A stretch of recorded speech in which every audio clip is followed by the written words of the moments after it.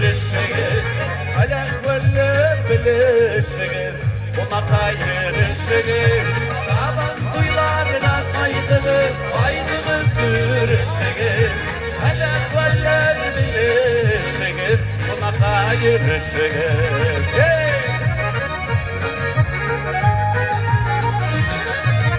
Egetilerin kullanılını sağla koyulasın ama kızılardan kaptırlıkta ıskalı. Yok, dur. Al. Abi içeri koyup durma. Kimin limit? Внимание, марш! Ey kızayım. Allah kızayım.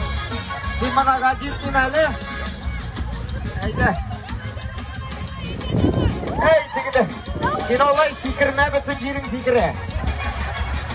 Jili kışlı bolsa koy yakka bara şu yakka kul çabıgız.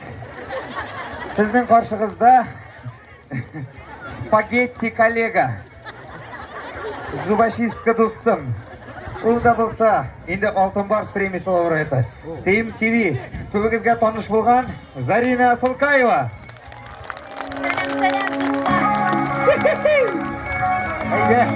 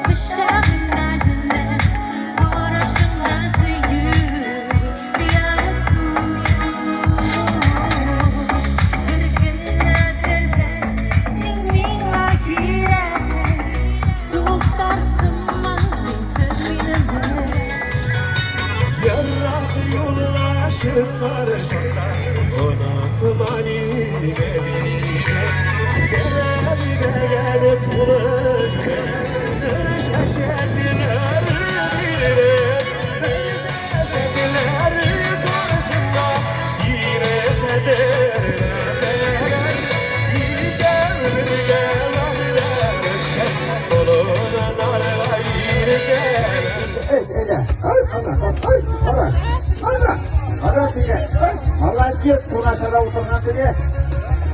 Hala bir ses konuşu var mı diye. Tamam mı? Deniz davul kaman kayılırken bularıyım. Hala gitti.